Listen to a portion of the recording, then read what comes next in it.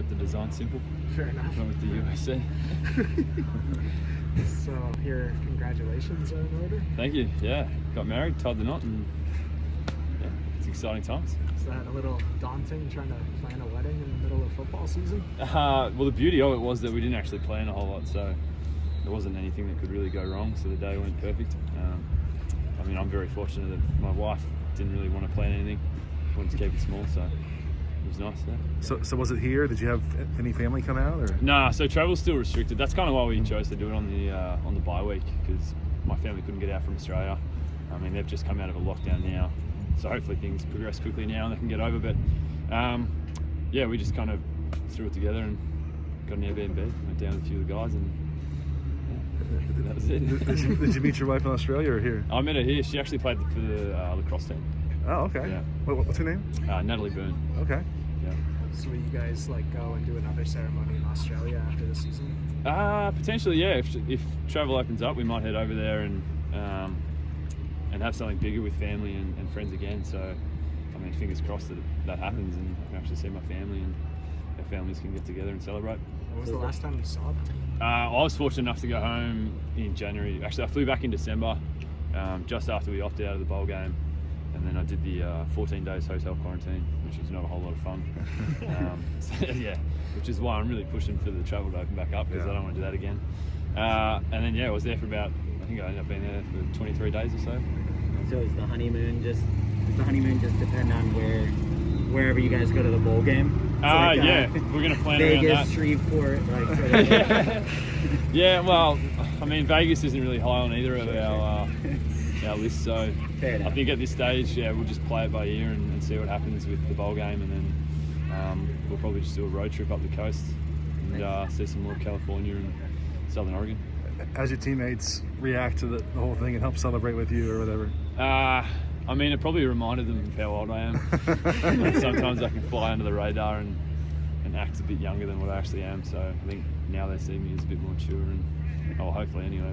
But no, they were excited for us, and I mean, we had been dating for a while now, and they all know her very well. So, looking back on your time here, the whole process of bonding with your teammates who were so much younger, what's that been like, and when did you really feel like you were truly connected with them and on the same level? Well, I mean, coming from the environment that I was in Australia in sport, we were with 18-year-olds and guys fresh out of school anyway. So I mean, I'd have to deal with that for the best part of 8 years. So I mean, I wasn't a stranger to the situation, but I guess it's a little bit different when you're the only old guy, yeah, and then the rest of the team is all younger. So, I mean, there's a lot of guys on this team that are really mature, so they made it really seamless, and yeah, it was easy. Were you surprised when you were voted the team captain?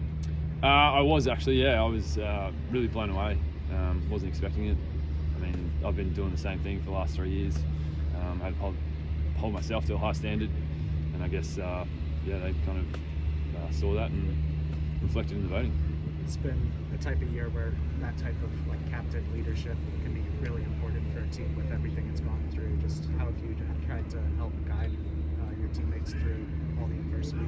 Yeah, I guess so. I think for me, I just try and stay consistent at all times. So win, lose or draw, I'm going to be the same person each day I come into the building. So if I can teach that and get other guys to follow suit, then hopefully that helps us in a positive way, and we don't end up riding the emotional roller coaster of sport, which is when you go up high, come down low, you don't find that happy medium. So, I mean, that's what I'm trying to do, just hold up the standards in the weight room, the locker room, keeping it tidy, just the little things and the minor details. I mean, obviously as a punter, I can't really influence the game more than when I'm out there kicking, which can be only a handful of times. So I have to find other ways in which I can positively affect the playing group.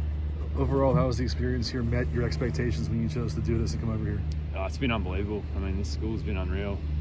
I mean, obviously the location is amazing. You get days like today for 10 months of the year, 1 month of rain. I mean, I'm not going to complain, but I mean, the experience of going back to study as well, something I never thought I'd do. So that, for me, it might sound silly, but it's a massive life achievement for me. And whenever I leave this place, it's going to be something I'm really proud of, regardless of what happens next. So. What was your degree? I'm doing psychology at the moment, yeah. Do you expect this to be your last year and to go pro? Well, I still have 2 more years, so I'm kind of open to seeing what happens at the end of the year. I mean, got to see a few things. It's a good year for punters to come out, firstly. So it's kind of nice knowing that I've got the time, given that if I keep playing well and there's an opportunity, I'm probably going to take it. Was the NFL always the goal when you came over here? Yeah, absolutely. But like I said, first and foremost, for me, it was to get a degree. Because sport, only is a small portion of your life. I mean, I've been fortunate to play it now until I'm 30, but for a lot of guys after college, that might be it. So the degree's what's going to take you further. Sport can set you up, but you're not going to play it for the rest of your life as much as I want to. What's the biggest way you think you've grown as a punter since you got here?